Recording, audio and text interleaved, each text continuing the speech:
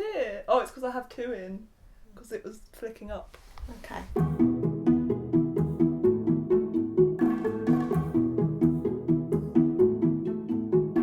Hi all. Hi all, this is my mummy, my mumsy, my mumsicle. Today we're going to be talking about my autism, and it's going to be very similar to talks that we do in schools about it. And I've written down some questions, but we're probably just going to ad-lib it a bit.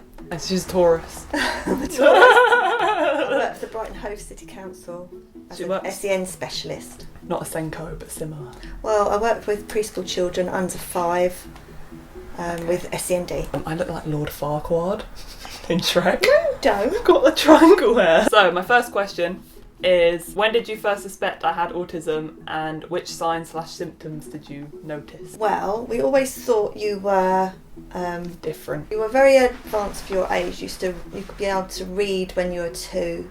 You used to sit with your feet up on a table with a book, perusing the books at 2. We've got video footage of you reading the back of a video game one Christmas. Beth was a baby, so you must have been about 2.5. Wow. So it was more kind of precocious skills and things. And running in full circles around the washing line. Oh yeah. Used to spin around the washing line. I forgot about that. Lots of children do that. So yeah. They were just small clues. They weren't. It didn't like scream that I was autistic. No. Maybe it's because I'm a girl. And I've slightly got concealed traits. Yes. What's the best part about having an autistic daughter?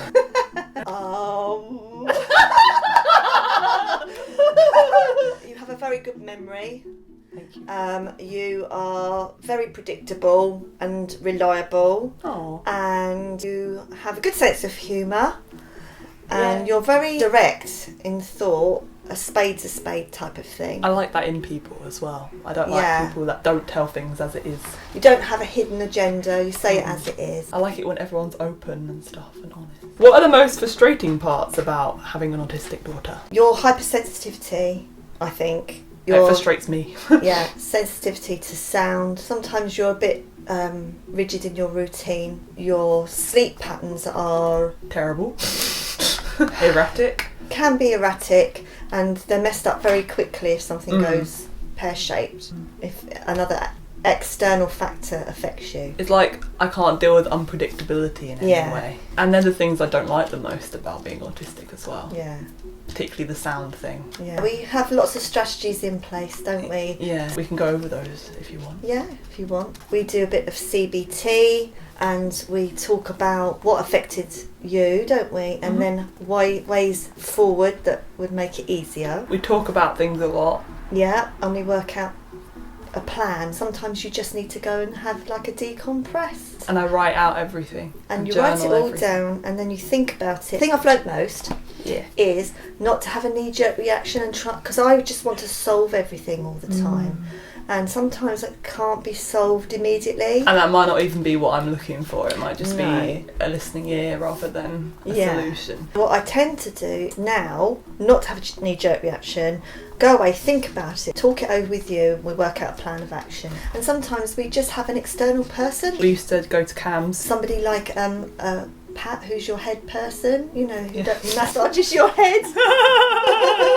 So I get a lot of headaches in the back of my head, and it might be anxiety related, it might be multiple things, but that's one of the things that really helps, is having someone to like massage my head, isn't it? It's interesting we didn't mention anxiety and the things that you don't like about autism. I think the thing is though, like, anxiety can be separate from autism, so it's really hard to know like where it overlaps and where it doesn't. The lines are blurred. Yeah, I think a lot of my triggers are from sensory things, and then that causes anxiety. Yeah, so your autism essentially is the base foundation. Yeah, exactly. And then it causes anxiety. The other factors add on top of that foundation. But I think I have quite a lot of social anxiety independent of my autism. Like, I can't really be in like crowded places for long without a reason and not enjoy it. But that might also be a sensory overload too. Yeah, exactly. And unpicking it is not helpful, really, I don't think. I went on medication, obviously. My anxiety went... So that's less of a problem nowadays. Yeah. Whereas it was almost like the main problem when I was younger. Repetitive thoughts that went round and round and round, and you couldn't stop them, could you? I think I still get that though, but it's so... manageable now.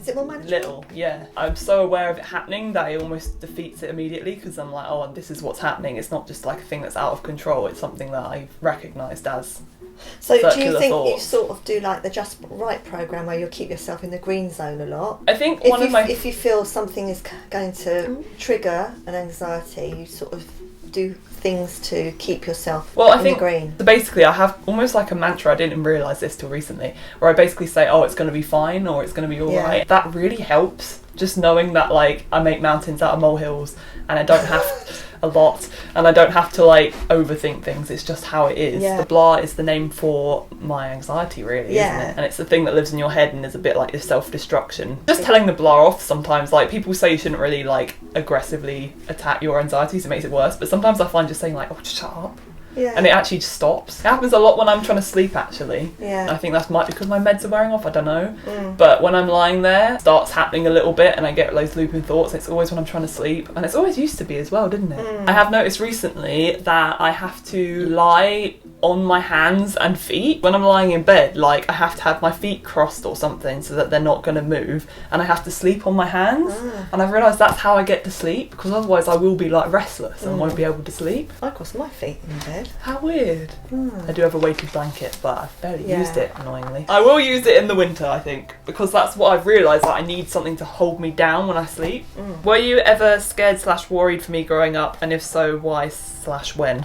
Okay, so yes, I was scared and worried for you when you were going into secondary school and you had no one with you that you knew. Secondary school had a load of sensory problems And unpredictability. And social hierarchy and stuff like that with the peer group. I was worried for you, concerned for you. Did you ever think about taking me out and putting me in somewhere else? Or we did, and then we thought it opens a can of worms, because you have to deal with life as it comes to you, because life is unpredictable.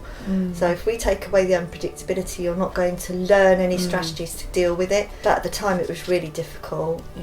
We went through a very difficult time. I did my autism video, like that's the worst years of my life so far, I think. Like it was just horrible. They were the most challenging. See, I could picture like how I could fit in, but it's almost like I just couldn't do it. And like when I did try and do it and mask, it effaced so much of me. It made you feel really uncomfortable, didn't it? Well, we had been going to camps for your anxiety from year 5. So I was like 10 then you had a diagnosis when you were... I always remember this, but it was the day before my 15th birthday, so I was in year 10. But the thing that helped the most once you got the diagnosis was the fact that you had somebody, a named adult, that you could go to have a chat with or have emails with. Which I did bring up in the autism video as well. And then she used to contact me on a Friday afternoon. Did she? Yeah. So it wasn't a secret, but she just used to ring up and say, I'm just checking in just to say... She was lovely. You know, we had a really good session today and Eve seems much calmer at school. But she was lovely and very helpful. That was the beginning of the recovery, wasn't it? Yes. And I still don't know if that was age, like me just getting older or not. Well, you weren't in school, you were in a college, you were with like-minded people. I'll probably have to do a whole video on it, because I did the IB in college, which is like a whole thing in itself. Everyone that's attracted to that course is like me, basically, or like most of them are. Like they just high achieving. Yeah, high achieving, like driven. You had to have high grades to get in anyway. Kind of quirky and different, and that's why I think I felt better. At least in the first year, I had like a group of friends, I would say. So yeah, you were scared for me growing up. Question 5, we already kind of covered this. Which strategies do you think helped me the most with my autism/related symptoms? We kind of talked about it, like CBT and having a named person in the school, talking things through. Not having a knee-jerk reaction. Journaling helps me a lot. And then accepting help from others. Question 6. Do you have any advice for other adults with children who are autistic, particularly girls? Oh my goodness.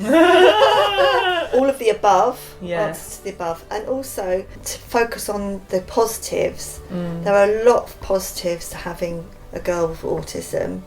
They're very loyal and trusting, straightforward in their thoughts. Other than the fact that when you're masking, that doesn't apply, but the masking's for a social reason, not at home. And also mobile phones are amazing, because you can download many apps that can support the young person outside of the home. Do you mean like mindfulness apps and things? Well, not only that, your travel apps, so you don't have to touch anything. So like contactless on your card, you don't have to touch like smelly, horrible money. You can just be like beep and then done. And you can work out journeys, you can plan journeys in advance. Yeah. Planning is a big thing for you, so that's a good positive. Yeah. So when you go on holiday, it's all planned. You even know where the bus stop is in Iceland. Yes. The only thing I'd say is that if one thing goes wrong, it could all fall down like a deck of cards. You need to have a plan B. Don't rely on one course of action because things can easily kind of like go say wrong. For instance, the bus may come along, be regular, and then one day it doesn't turn up. Yeah. And then you've got to have a plan B for that. So you've got to talk about other scenarios as well. Yeah. In the book Explaining Humans, her name's Millie Pang, I think, and she's got a whole section on that, like having plan Bs, and she plans it all out, and she does these like intricate tree graphs of like how to figure out stuff. And I feel like that's almost what I do mentally, like all the time. You can't plan for every eventuality. You can't plan for absolutely everything. So you have to have a mantra in your head to say, actually, we'll get through it. It will be all right. It might not be all right immediately, but go with the flow. It will sort itself out eventually. So question 7, what's the most memorable / important lesson I've taught you as an autistic daughter? Ooh. Sorry, these are quite hard, aren't they? To not have a knee-jerk reaction and to make sure you can break down it into steps. Because it might not be the initial thing that presents as a problem. It might be something under the surface that is probably the main problem, but it's just like your bucket has filled up and overflowed, and the last thing was the hair that broke the camel's back, just tipped you over, and so it might be the underneath that's the problem, and the hair wasn't really the problem. Question 8, do you think I have a savant skill? I need to blow my nose. Well, you have a very good reading skill. So is that savant skill? I think savants are overrepresented in autistic portrayals in media. So it's like Rain Man. I've never seen Rain Man, but you know, he's like really into maths, I think. And it's like everyone thinks that an autistic person's like really good at something, and like that's their favourite, like not even their favourite thing, but their thing they're most good at. I don't think I necessarily have a savant skill. I think you have a really good focus on certain things. Yeah. So if you think, I want to learn a Scandinavian language like Swedish or something, you'll go, I'm going to learn that. And you'll do it all, you'll learn it all. On the things you're really interested in, you have a really high focus. But then also it ties into special interests, which is actually the next question. What are my special interests?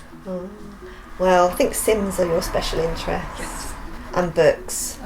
And astrology, I think. And astrology. I think astrology is really interesting. I might do like a video about astrology and autism because I reckon I use it to categorise people. That's not very good in a way because you obviously need to understand people are nuanced. Like, oh, they're a Taurus, that's why they're doing that. Oh, it's a Sagittarius, that's why they're doing that. And I feel like it's not always healthy. It isn't, but it really helps me with social stuff in a way because I'm like, this is a pattern of behaviour common to this sign, and that might be what they're displaying. Those are my special interests. Yeah. Sims, books, definitely. I love the feel of books and the smell. The smell of books, yeah. Oh, they're so nice. Do you think there are hidden pressures on girls with autism, and if so, what are these? Yes, there are hidden pressures. Just to belong, basically. Yeah, I think boys on the spectrum are like... If they want to open and shut a door 50 times, exactly. It's fine. But if a girl does it, it's like, oh, why is she doing that? She should be, that's the whole point. They shouldn't have to. There's pressure in society to conform, and to a stereotype. Particularly for girls as well, to like glass things over and like make things less of a problem. So when you're having like a meltdown or something, it's like people think you're being histrionic. A bit like Victorian times when they say, oh, you've got hysteria. Hysteria. And it's like, no, we're just having a moment. Anxious. Like any man would have it, or boy, and then people would be like, oh, he's having a moment. Which again is a bad thing in a way, because you need to support boys in there. But you shouldn't really sort of have it. It should be an even plane. Yeah, and it ties into masking as well, because obviously girls mask a lot more, which is why it comes up a lot in conversations about girls with autism. And that can not only take a lot of energy, but it defeats who you are as a person. It presents differently in girls. Not all girls, but... Yeah. Some girls fit into a sort of umbrella of masking, don't they?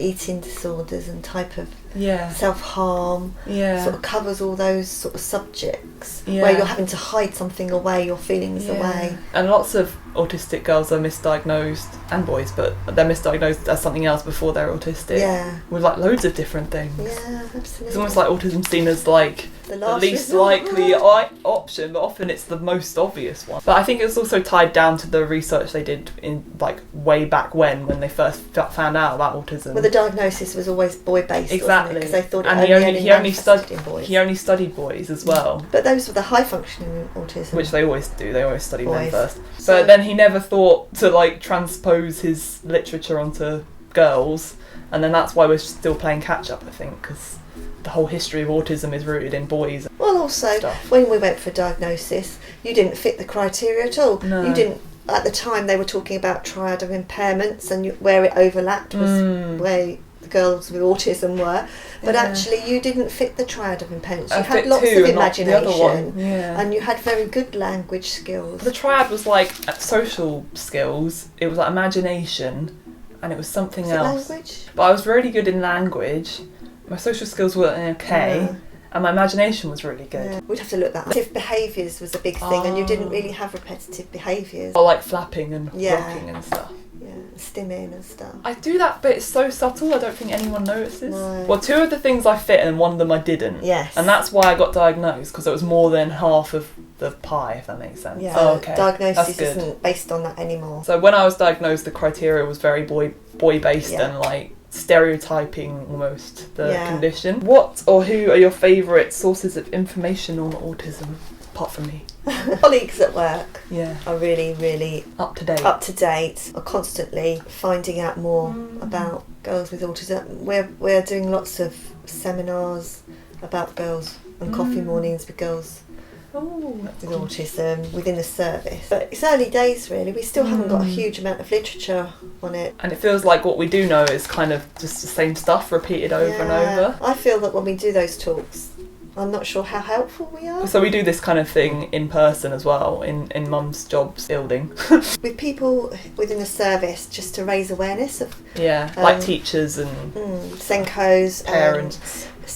Nursery settings. I think we are quite helpful though, but I'm almost like a happy story. I don't present like you would stereotypically maybe what people think and autism is. And I've still done a lot. Yeah. There have been many battles to get there, like it hasn't been easy, which I don't think we emphasise enough, to be honest. No, I think we should. Yeah, because it's not just like, oh, I got a job, and oh, I got a boyfriend, and oh, I'm going on holiday on my own. Like, it's not, that's come after so much work and like, time and age. It's like debunking the myth around it, I think. We'll talk about this briefly, and I might do a video on it, to be honest, because it does intersect a lot with anxiety. But I'm really into health and fitness, like that's a massive thing. And that's really helped me kind of gain control in some way. I think that's why I like it, but also it's a goal-based thing, so you're always working towards it. So if I can do that and like also feel really good with the endorphins afterwards, and it kind of improves your health, it was like a win-win, really. Yeah. My kind of depressive episodes petered out pretty much almost as soon as I started eating better and exercising, I think. Yeah. And this was way before I was on medication, because I only started medication like a few years ago, and this was like when I was 15 or something. So it just shows how beneficial an impact it can have. I mean, I still had struggles, obviously, but I think sometimes it is really, really hard to like do, but there's always good payoff. Also, sometimes you get people sort of shouting at you when they drive by, or wearing headphones helps with that, although obviously that's a bit dangerous in some respects, but you have to be careful. And also that's the plague of women in the world, unfortunately. Put my hair back so it's not my face, because I hate that. I have like the specific app I like using, and like set my Fitbit. It's all like a routine. I think that's why I've stuck to it for so long, because it's routine based as well. I plan in advance my week, so I'll be like, this day is a legs day, and this day is an upper body day, and this day is a run. And that's what I do every week. And if I don't do that now, I don't really mind as much, because I know I'll pick it up again. But I think at the start that really helps to like have that kind of routine for an autistic person particularly, because they love routine. So that is the video with my mummy. I had to kneel on the floor because I'm so sure. Okay, thank you for listening. I hope you enjoyed and learned something. My mum did very well. Do you not think she's lovely? Please subscribe, and there's an autism playlist somewhere here, probably. Well, we've got ideas. I think we can do exercise, we can do holidays. See you later. Bye-bye. Bye. Bye-bye.